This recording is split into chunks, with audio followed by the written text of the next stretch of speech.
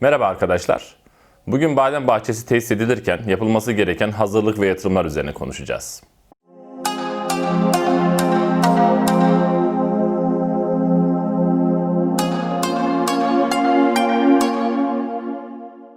Badem bahçesi tesisi üzerine konuşmakla birlikte bugün burada dile getireceğimiz hususların önemli bir kısmı diğer meyve bahçelerini kurmak isteyen kişilere de faydalı olacaktır. Videodaki konuları 3 ana başlıkta inceleyeceğiz.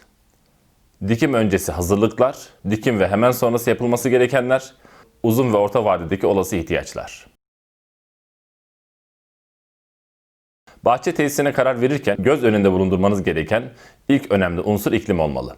Badem soğuklama ihtiyacı olan bir tür olduğundan düşük rakımlı yerler ve sahil şeridi için doğru bir tercih değildir. Bademde tozlaşma arılarla gerçekleştirilir ve dolayısıyla ilkbahar dönemi yoğun yağışlarla geçen yörelerde badem ziraatı ideal değildir. Hakeza sonbahar dönemindeki yağışlar da hasat ve ürünlerin kurutulması işlemini zorlaştırır. Özellikle yüksek rakımlı yerler için seçtiğiniz türün ne zaman hasada hazır olacağı ve yaz sonu sonbahar başı dönemdeki sıcaklıklar özellikle bademlerin olgunlaşabilmesi ve kurutulabilmesi açısından büyük önem arz eder. Bunların hepsi bir tarafa, erken çiçeklenen bir tür olması nedeniyle badem için en büyük iklim riski ilkbahar geç donlarıdır. İklimle ilgili araştırma yaparken bahçeyi tesis edeceğiniz araziye en yakın meteoroloji istasyonuna ait sıcaklık verilerini, geçmişe ait sıcaklık verilerini Meteoroloji Genel Müdürlüğü'ne başvurarak edinebilirsiniz.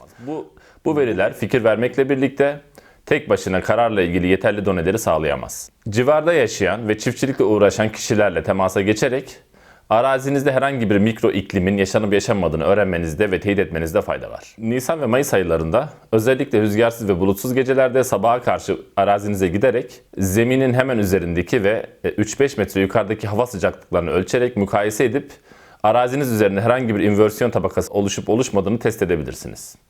Arazinin topografyasını analiz ederek don çukurunda ve donun yoğun şekilde geçtiği bir bölgede olup olmadığını incelemek hayati derecede mühimdir. İstisnalar olmakla birlikte kaba bir kural olarak sisin sabaha karşı ilk çöktüğü yerler don riskinin özellikle radyasyon donunun en sık yaşandığı yerlerdir. Arazi topografyasını Google Earth uygulamalarını kullanarak incelemenizde fayda var. Çünkü arazideki eğim bazen gözle algılanamayabilir. Google Earth uygulamasında rakım değerleri de yer aldığından çevredeki arazilerin yüksekliklerini kendi bahçenizle kıyaslayabilirsiniz.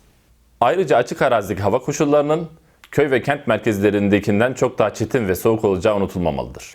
Evinizin bahçesinde yıllarca meyve veren bir meyve ağacı aynı performansı açık arazide gösteremeyebilir. Dolayısıyla bahçe tesis ederken evinizde yer alan ağaçların performansını referans almak doğru bir yaklaşım değildir. Başka bir yanılgıya farklı bölgelerdeki rakımlar kıyaslanarak düşülebilir. Örneğin Kırıkkale'deki 700 rakımlı bir arazi, Antalya sahiline yakın yerlerdeki 1000 metre rakımlı arazilerden çok daha sert hava koşullarına sahiptir. Bahçe yatırımına karar vermeden önce yapılması gereken işlerden birisi de bahçe toprağının ve sulama suyunun analiz ettirilmesidir. Topraktaki pH, kireç oranı, tuzluluk, makro ve mikro elementler, organik madde oranı, tekstür yapısı, topraktaki nematoz miktarı bu analizlere konu olmalıdır. Tahlil sonuçlarına bağlı olarak anaç seçimi yapılır, sulama ve bitki besleme yöntem ve sıklığına karar verilir. Sulama suyunda da yine tuzluluk, iletkenlik, mineral ve element oranları aynı şekilde tahlil ettirilmelidir. Bütün bu analizler için Antalya'daki Doctolab ve Laben firmaları gerekli altyapıya sahip. Bunun haricinde çeşitli üniversitelerin laboratuvarlarında da benzer tahliller gerçekleştirilebiliyor. Bütün bu incelemelerin akabinde anaç ve çeşit seçimini yapabilirsiniz. Çeşit ve anaç seçimiyle ilgili daha önce 2 video yayınlamıştım.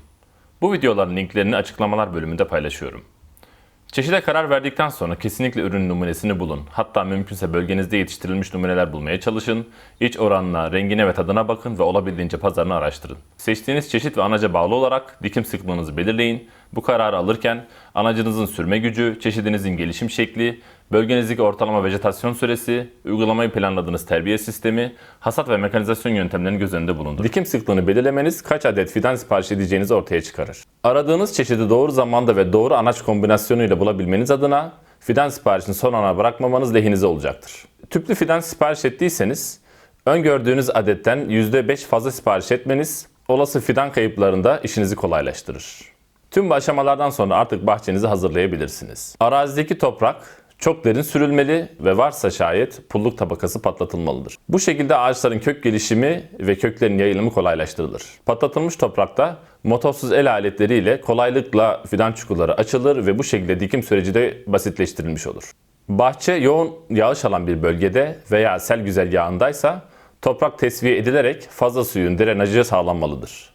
Gerekli durumlarda sırta dikim yapılarak kökler fazla sudan arındırılır. Bahçe çevresinin kapatılması, duvar veya tel örgülerle çevrili olması bence bu işin olmazsa olmazlarından. Tel örgü yüksekliği keçilerin atlayabileceğinden fazla olmalı. Böylelikle hem yabani ve evcil hayvanların bahçeye girişi kısmen engellenir, hem de yabancı kişilerin bahçeye kontrolsüz girişlerinin nispeten önüne geçilmiş olur.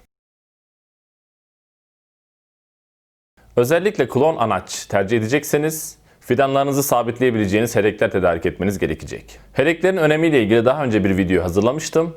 Yine bu videonun linkini açıklamalar bölümünde sizinle paylaşıyorum. Özetle söylemek gerekirse herekler fidanların taze dönemdeyken eğilmesini engelleyerek dik büyümelerini sağlar, rüzgar kaynaklı kırılmaların önüne geçer ve toprağa tutunmalarını sağlar. Silindirik veya köşeleri tornalanmış, kolay çakılması için ucu sivriltilmiş, en az 1,5 metre uzunluğunda yeterince kalın herekler tercih edilmeli.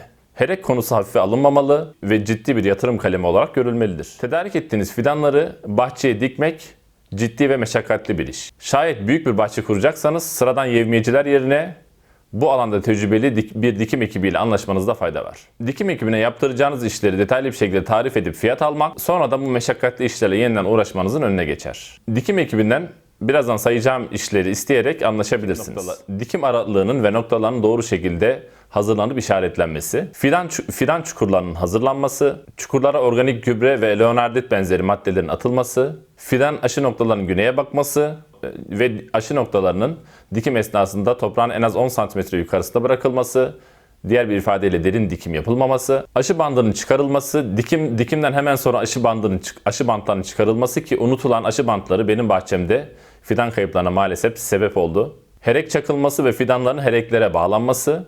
Tüplü fidan dikecekseniz fidanların zarar görmemesi açısından penye ip kullanmanızı tavsiye ederim.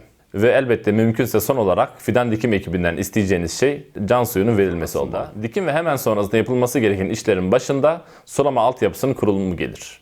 Dikimle birlikte can suyu ve ikinci sulamanın tankerle verilmesi kritiktir. Bu şekilde kök bölgesindeki hava boşlukları bertaraf edilmiş olur. Sulama ve gübreleme altyapısı kabaca artezyen kuyulardan su çekecek dalgıç ve milli pompaları, havuz ve benzeri noktalardan su çekecek santrifüj pompaları, sulama havuzlarını, gübre tanklarını, sulama hortumlarını, damlatıcıları ve sprinkler sulama sistemlerini kapsar. Damla sulama sistemi tercih edilecekse her bir hat için birer adet hortum yeterli olacaktır. Ancak sonraki yıllarda ağaçların her iki tarafına hortumlar yerleştirilerek damlatıcıların sayısı arttırılmalıdır. Basınç ayarlı damlatıcılar tercih edilerek bahçedeki tüm ağaçların eşit seviyede sulanması ağaçların özdeş gelişim göstermelerine olanak verir. Su kaynağınızdan yeterli debide su sağlanamıyorsa sulama havuzunda su biriktirilerek sonrasında sulama gerçekleştirilebilir. Bahçe tesisi sonrası traktör, ilaçlama ve yapraktan gübreleme ekipmanları, toprak işleme ekipmanları ve budama ekipmanlarına ihtiyaç duyarsınız. Bahçenizin büyüklüğüne göre bu ekipmanları tedarik edebilir veya çevrenizdeki çiftçilerden kiralayabilirsiniz. Orta ve uzun vadede ise bahçeniz için hasat ekipmanları, yeşil kabuk soyma ve sert kabuk kırma makinalarıyla donla mücadele sistemlerine ihtiyaç duyabilirsiniz. Bahçenizin büyüklüğüne bağlı olarak bu alanlardaki çözümlerin fiyatları değişkenlik gösterir. Çok geniş kapsamlı ve detaylı bir konuyu kendi birikimlerim ölçüsünde sizlerle paylaşmaya çalıştım.